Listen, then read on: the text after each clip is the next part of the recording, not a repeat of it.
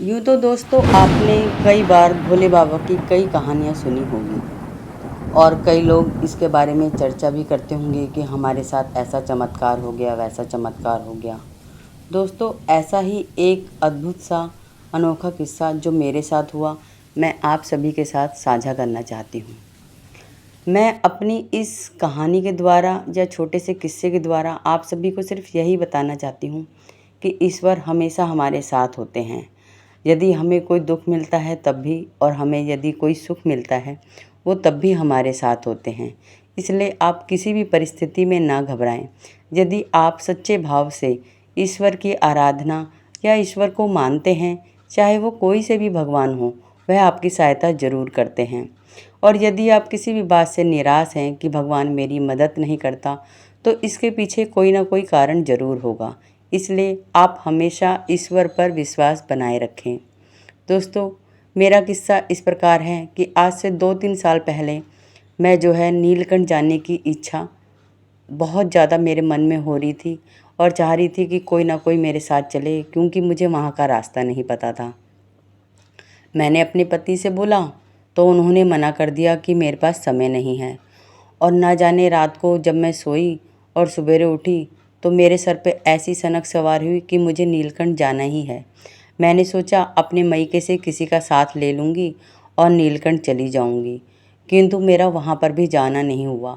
वहाँ पर किसी बात को लेके बहसबाजी हो गई तो मैंने वहाँ जाना उचित नहीं समझा और मैं अकेले ही नीलकंठ के लिए चल पड़ी। बस में बैठी। बस में बैठते बैठते ही रास्ता पूछते पूछते मेरे को काफ़ी शाम हो गई। शाम के समय जब मुझे बस मिली तो उन्होंने बोला कि यह लगभग 8 बजे के करीबन चलेगी। मैंने सोचा 10-11 बजे तक मैं वहाँ पहुँच जाऊँगी और फिर कोई रूम ले लूँगी और रात को ठहर के सवेरे फिर हरिद्वार में नहा के और फिर नीलकंठ पर जल चढ़ाऊँगी।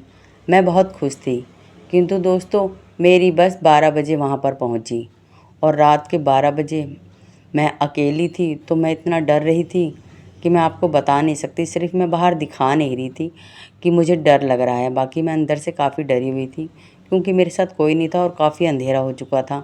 अब मेरी समझ में नहीं आ रहा था कि मैं कहाँ जाऊँ। मैंने एक रिक्शे वाले से कहा कि यहाँ से हरिद्वार कितनी दूर है, क्योंकि अंधेरा था तो मुझे कुछ समझ में भी नहीं आ रहा था। तो उसने कहा कि बहन जी थोड़ी दूर पे है, मैं आपको 20 रुपये में वहाँ पर छोड़ दूँगा। तो मैंने सोचा रात का अंधेरा है, कहीं ये मुझे दूसरी जगह पे ना ले जाए, इसलिए मैंने रिक्शा भी नहीं किया। फिर मैंने एक दूसरे रिक्शे वाली से पूछा कि यहाँ पर कोई ठहरने की जगह है, तो उसने कहा यहाँ पर बहुत सारे होटल हैं, आप किसी भी होटल में जाके रह सकती हैं। फिर उसी के पास एक लड़का खड़ा था।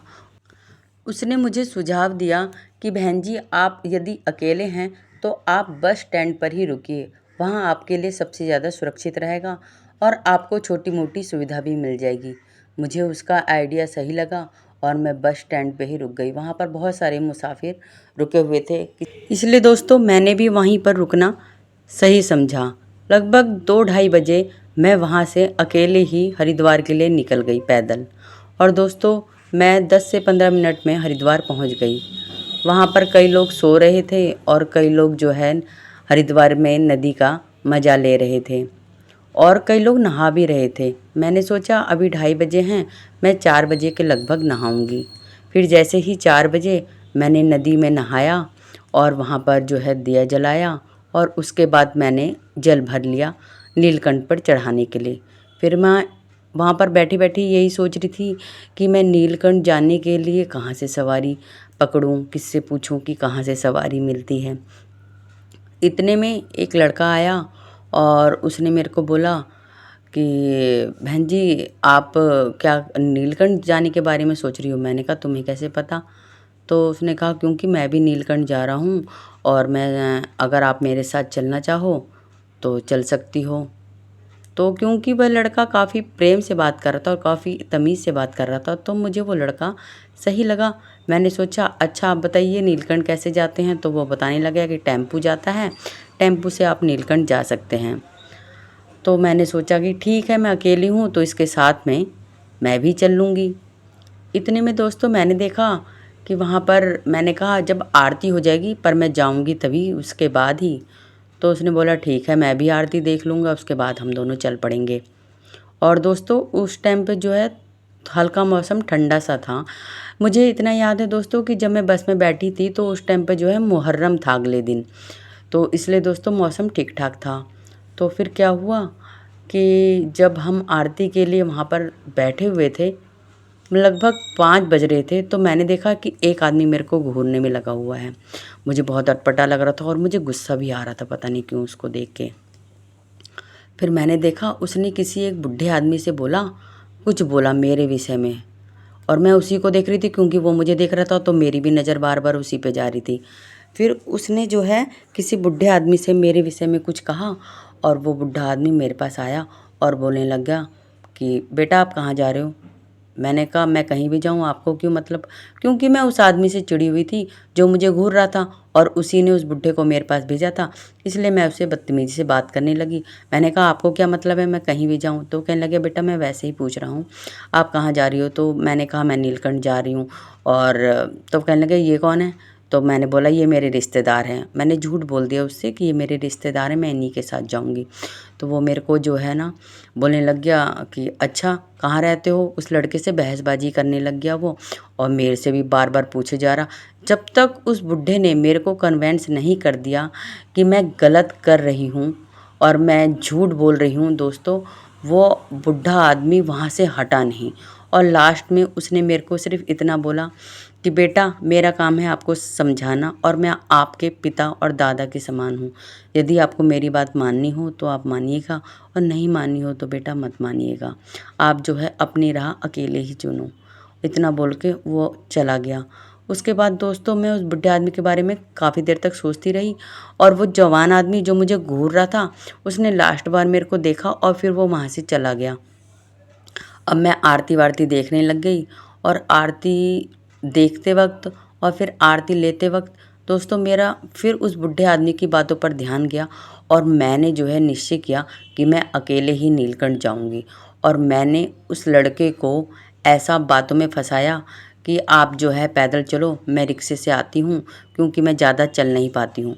इतना मैंने उसे गोल गोल घुमा के उसको जो है अपने साथ जाने से डायरेक्ट इनकार ना करके इनडायरेक्ट इनकार कर दिया, और मैं अकेले ही बस पे बैठ के नीलकंठ के लिए निकल गई। और दोस्तों वहाँ पर मैंने अकेले ही फिर नीलकंठ की पूरी जो है लीला वहाँ पर देखी, और वहाँ का दृश्य देखा, मुझे बहुत अच्छा लगा। और जब मैं नीचे उतरी क्योंकि मैं भूखी प्यासी थी, मैंने सोच रखा था कि मैं खाली पेट ही नीलकंठ पर जल चढ़ाऊँगी। और जब मैं निकली तो मेरे में बिल्कुल ताकत नहीं थी। फिर वहाँ पर जब मैं उतरी तो मैंने जो है कचौड़ी खाई, 5 कचौड़ी तो मैंने लोगों को वहाँ पर बाँट दी, 5 प्लेट कचौड़ी, और 1 प्लेट कचौड़ी मैंने खुद खाई। फिर मेरे को राहत आई, और मैं काफ़ी देर उसी बुड्ढे के बारे में सोचती रही जो मुझे बार बार मेरे को कन्विंस करने में लगा हुआ था दोस्तों। और जब मैं घर पे आ गई उसके बारे में भी मैं उस बुड्ढे के बारे में सोचती रही। एक बार मैं फिर वहाँ पर हरिद्वार गई, किंतु ना वो मुझे कभी बुढ़ा दिखाई दिया और ना ही वह जवान आदमी जो कि मुझे घूरने में लगा हुआ था। बाद में दोस्तों मुझे एहसास हुआ क्योंकि मैं अकेले ही नीलकंठ जा रही थी, तो भोले बाबा साक्षात मेरी मदद के लिए आए, और वो जो बुढ़ा आदमी जो मुझे कन्वेंस कर रहा था वो और कोई नहीं नंदी बाबा थे दोस्तों। मेरे अंतरात्मा ने मुझे यही गवाही दी कि वो भोले बाबा थे जो मुझे घूर रहे थे, और मैं दोस्तों समझ नहीं पाई। दोस्तों ये कोई ज़रूरी नहीं है कि जो हमें गलत लगता है वो सही में गलत हो, वह हमारा हितैषी भी हो सकता है। अपना नज़रिया अच्छा रखें, पर यह भी नहीं है कि आप हमेशा अच्छा नज़रिया रखें और गलत के साथ चल पड़ें। दोस्तों मेरी इस कहानी से सिर्फ या फिर इस मेरे छोटी से ये जो मेरा वाक्य जो हुआ मेरे साथ, आपको जो है जो भी शिक्षा मिली हो तो आप कमेंट्स बॉक्स में लिखकर ज़रूर बताइएगा। मेरा अनुभव दोस्तों बहुत अच्छा रहा, और शायद अगर मेरे पति मेरे साथ जाते तो ये सब कुछ ना होता। मैं सच बात बता रही हूँ दोस्तों, भगवान जो हैं प्रत्यक्ष हमें दिखाई नहीं देते, वह अप्रत्यक्ष रूप से हमेशा हमारा साथ देते हैं दोस्तों। इसलिए दोस्तों आप हमेशा ईश्वर पर अपना आपका जो भी आराध्य हो उस पर विश्वास बनाए रखिएगा, वह आपकी सहायता ज़रूर करेंगे। हर हर हर महादेव।